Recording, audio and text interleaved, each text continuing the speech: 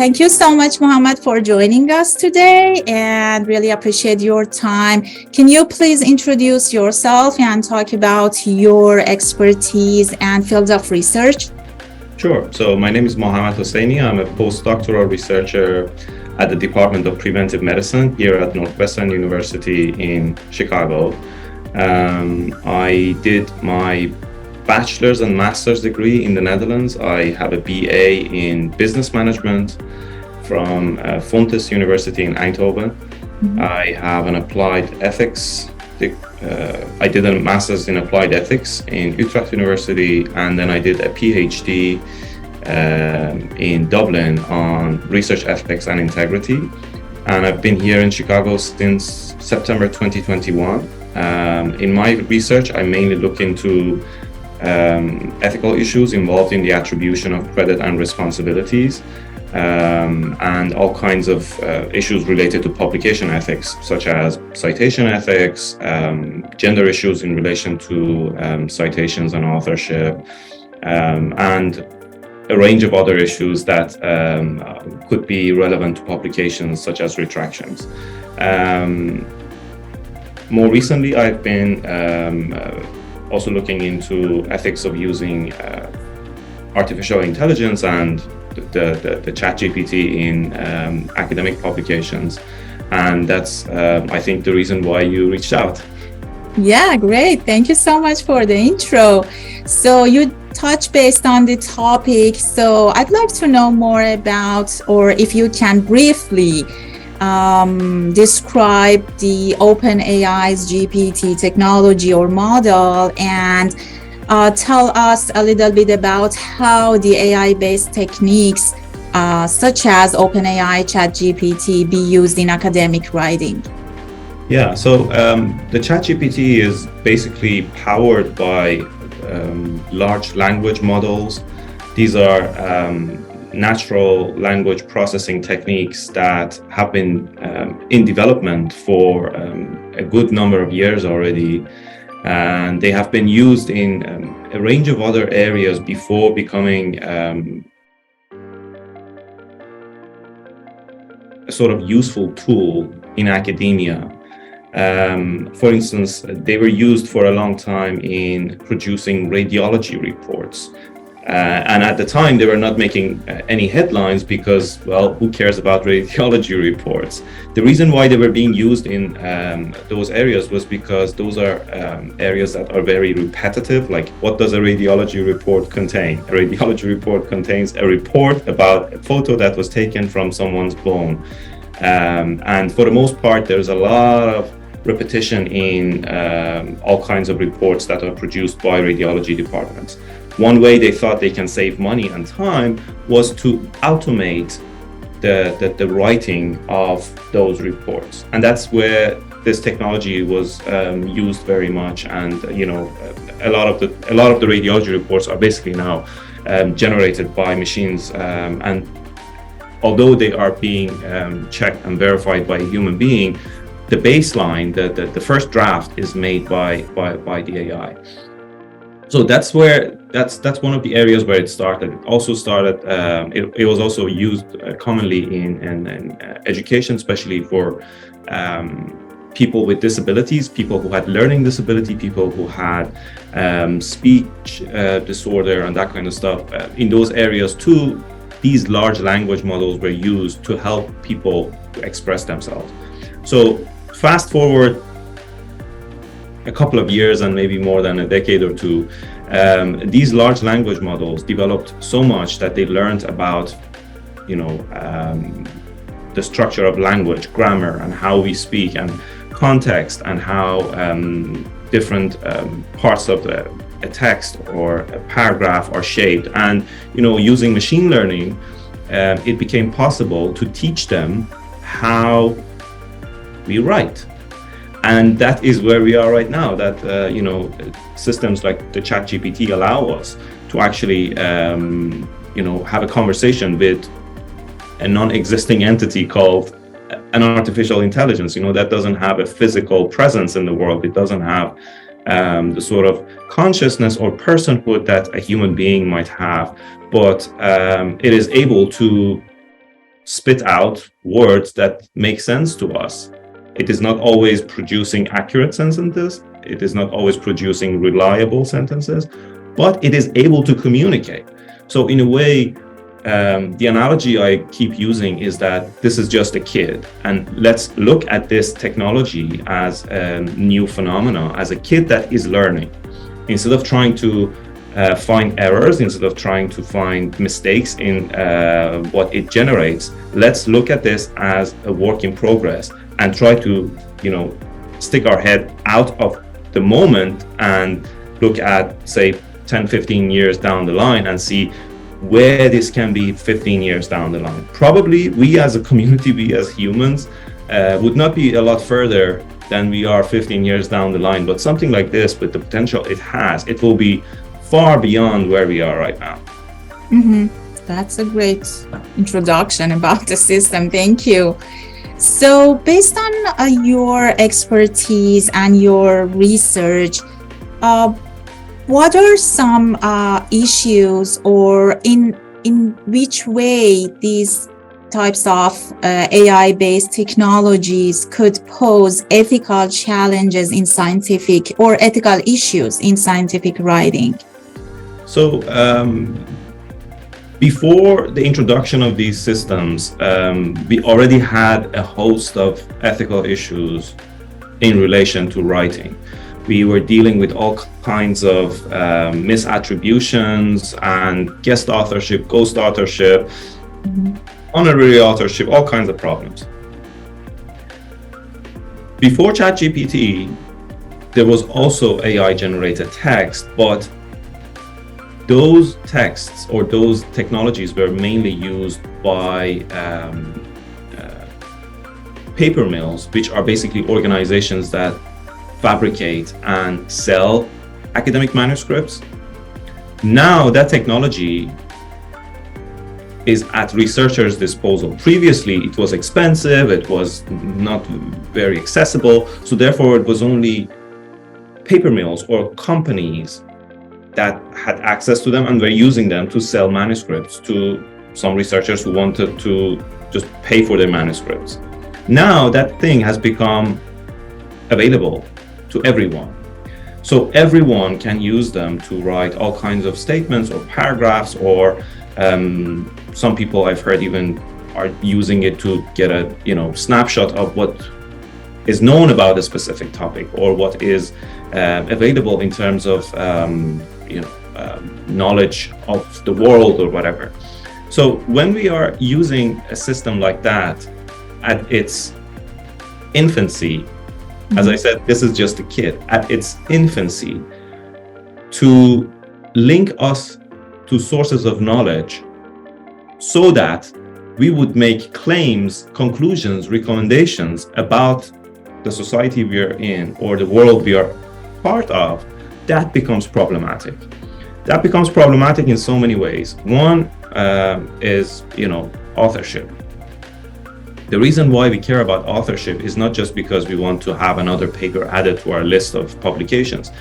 One more important reason why we care about authorship is to indicate who is responsible and accountable for the content that is produced. So once we have a non-conscious, non-physical entity that produces text, we cannot just go and knock on someone's door and say, hey, this is inaccurate, or this is kind of inconsistent, or this is a fallacious argument. We cannot do any of these. So this is the authorship part. Mm-hmm. There's also a piece around biases, because at the moment we have the so-called black box problem. We don't exactly know how these systems work, because they are all produced by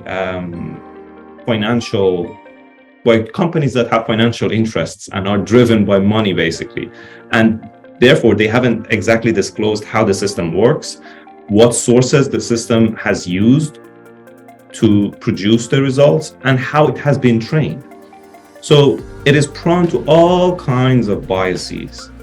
Not that we as human beings are unbiased, but because we are alive and here, you can always go to a person and say, hey, what was your method? What was the reason why you chose this source? Or what was the reason why you did not choose this source?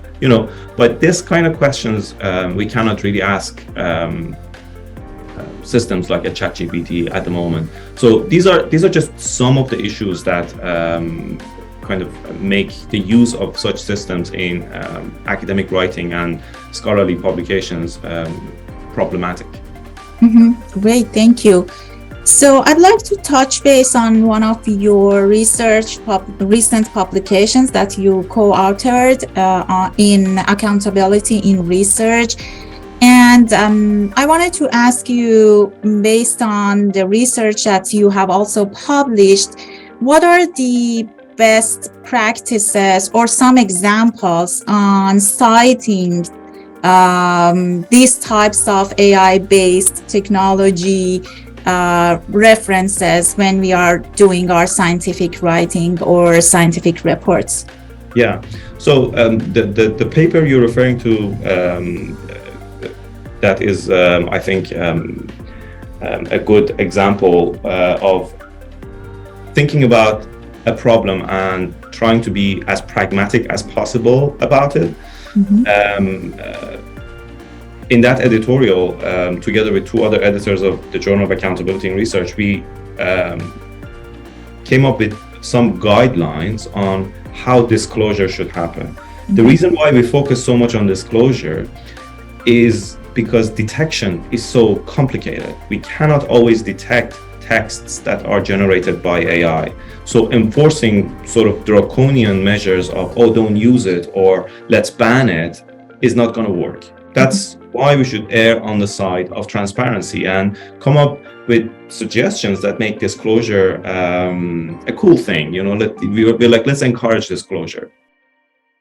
The guideline and the sort of format we have come up with for disclosure is that in the methods section, researchers should say who used the system, when, and using which prompts.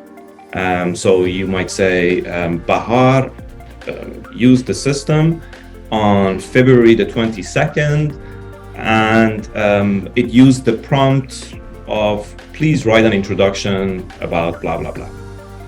The reason why we ask these three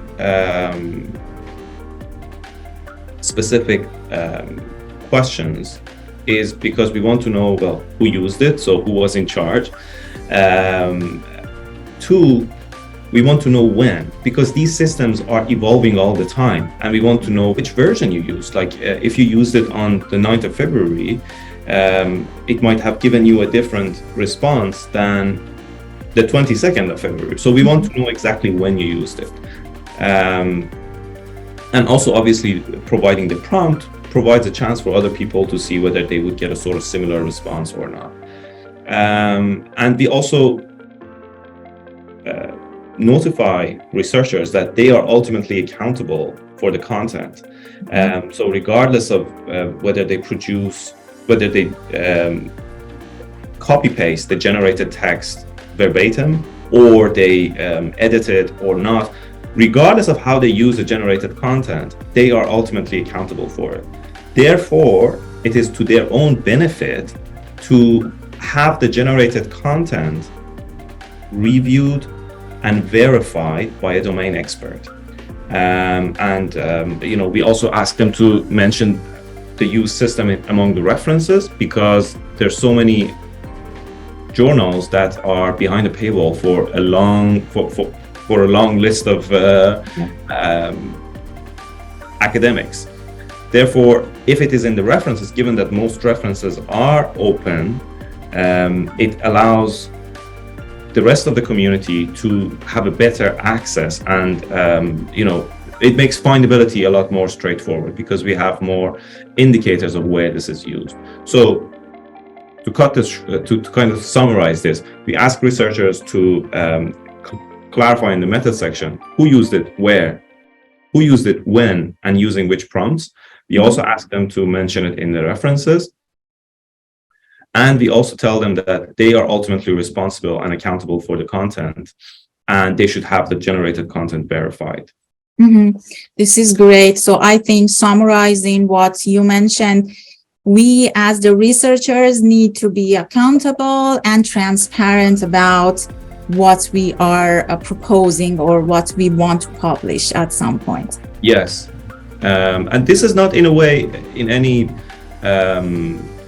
tension with the previous norms of publication ethics.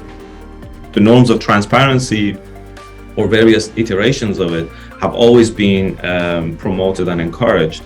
In this specific case, transparency becomes a lot more important because these systems can produce relatively good content. They are not always accurate and reliable, but for the most part, and to the extent that they are still a kid, as I said, going with that analogy, they are producing rather good content. So transparency is all we can hope for, and we cannot always enforce it, we cannot always police it, but we can encourage people to be transparent. Wonderful.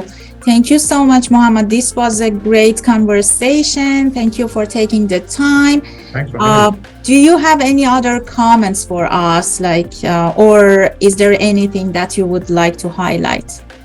I would like to encourage people to use the system, and one of the fun things I've been doing with the system is that I ask a question, and after a month or two, I ask the same question to see how the system has evolved. Mm-hmm. Well, now there's also a paid version of ChatGPT. I haven't used that, but I can imagine that system is probably a little bit smarter and probably a little bit more sophisticated. I have one important advice. Don't give up personal information, and don't ask questions or don't interact with the system like this is a friend, because again, this is a product developed by a group of people who have financial interests. They haven't really told us what they are going to do with the data. We don't know whether or how the prompts that we have shared are going to be used to analyze the way we think as human beings, or to decode or decipher what we think about. So therefore, again, I encourage people to use it, but I also encourage them to use it with a lot of caution, and don't treat it like a close friend. Be very cautious about the kind of information you are giving to it, the kind of prompts you are providing to it, and just try to imagine that someone is constantly watching you when you're interacting with the system, because that might as well be the case. Your interactions are being recorded. Mm-hmm. This is another great point. So other than being accountable and transparent, we need also to be to use these types of technologies intelligently and exactly and cautiously. Yeah. Great. Thank you so much, Mohammad, again for taking the time. It was great meeting you, and thanks for the information you provided. I think a lot of researchers and specifically students, they can get benefits and they can learn more about these technologies in future.